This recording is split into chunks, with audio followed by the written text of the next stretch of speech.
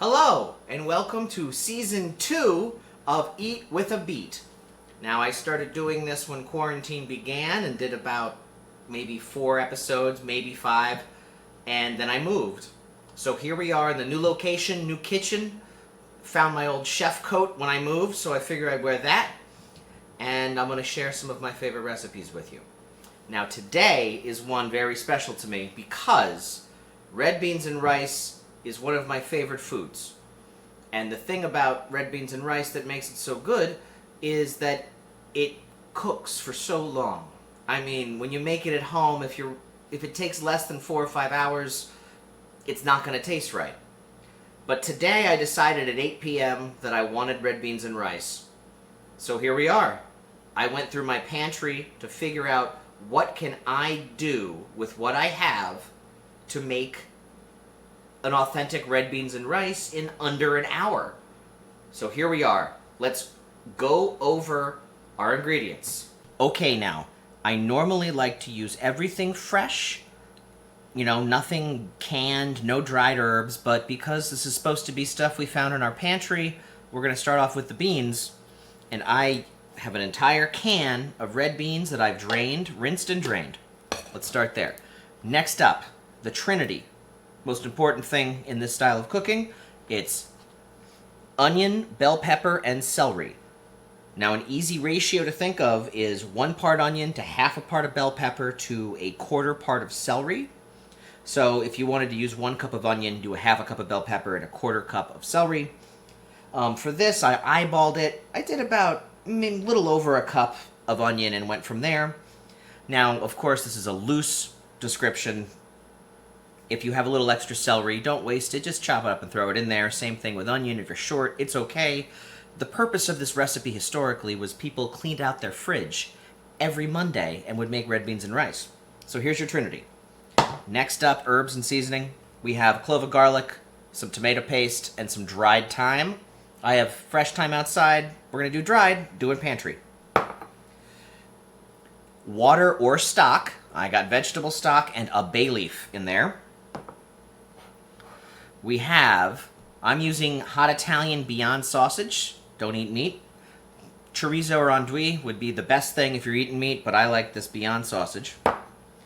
Also, instead of regular salt, this is the one time I will be using this. Quick and easy. It has all the extra stuff that I normally would put in. Cat. Okay. Next up is rice. Water for the rice. Rice. I'm doing 2/3 cup of dried rice to the appropriate water.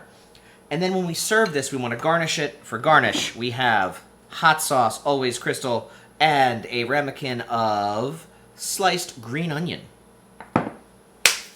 Let's get cooking. Okay, here we are at our stove. Let's get a pot with the water for the rice on some heat to boil. Now, it doesn't matter if your rice is ready before the rest of the meal. Next up, in this pot here, get some heat on it, under kind of medium-high heat. I'm going to add about a tablespoon of butter and a tablespoon of vegetable oil. I'm sorry, half a tablespoon of butter and half a tablespoon of vegetable oil. Get that all nice and shimmery. Once that butter's melted, let's add the Trinity. Saute until the onions go translucent. While you're sauteing the Trinity, add about a teaspoon of your Tony's Creole seasoning. Stir that up good.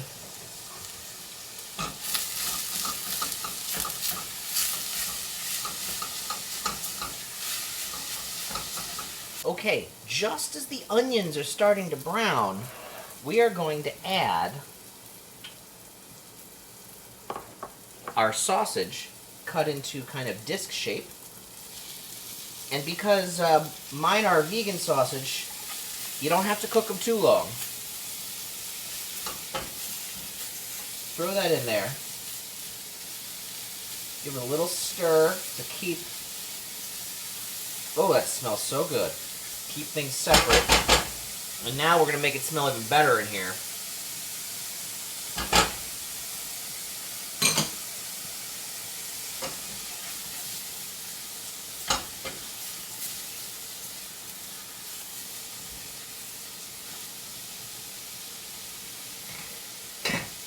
checking on my rice. I've had that on heat for a little while.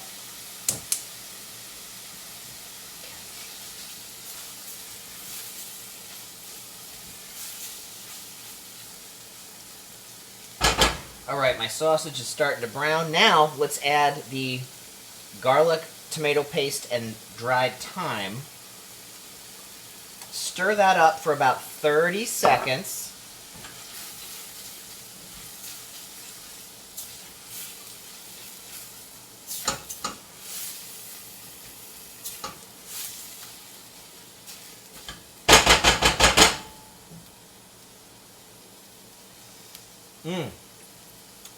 Yeah. So after you kind of bloom that garlic for 30 seconds, let's add the stock and bay leaf and deglaze the pan a little.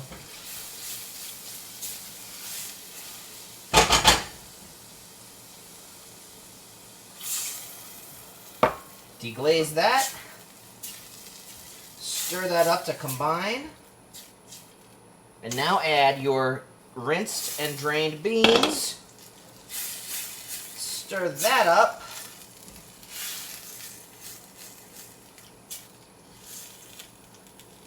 And let's cover it and simmer for 10 minutes. Alright, so this has been simmering covered on like medium high for 10 minutes. Most of the liquid has evaporated away. That's fine. Let's reduce the heat to a medium-low and add the tomato sauce.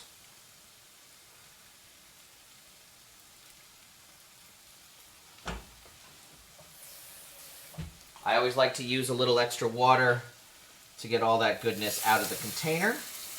There we go. Again, turn your heat down. Make sure you did that. Put it on low. And partially cover this, but again, put it as low as you can. Now, the tomato sauce is almost the secret ingredient in this recipe.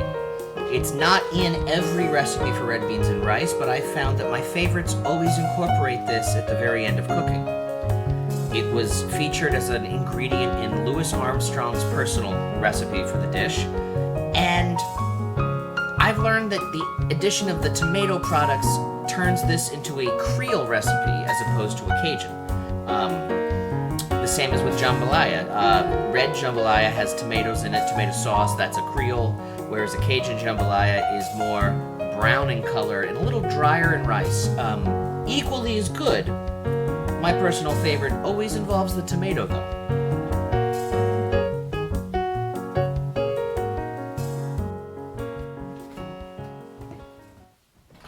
So here it is, our finished product, garnished with the green onion and doused with some hot sauce.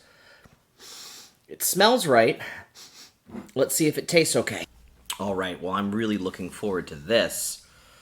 Let's see here. Get some rice. Get some filling. A little more of the stuffing. Okay. Now let's see if this measures up to the recipes that take, what, 6 times longer to make? And this is a dish that is drenched with such history that even Louis Armstrong would sign letters with the phrase, "Red beans and ricely yours."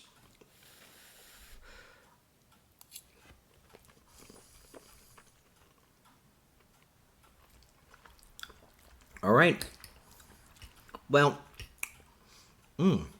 it's the closest thing I've found that comes to the actual labor of love recipe. So next time you're craving a taste of the South, don't go buy one of them boxes filled with all them sulfites and chemicals that take 15, 20 minutes. Because looking at my clock, once everything was prepped, the cook time for this from start to finish to what I'm eating was a total of 28 minutes. So there you go. An easier and quicker way to make red beans and rice. Doesn't replace the original, but it still lets you have the flavor.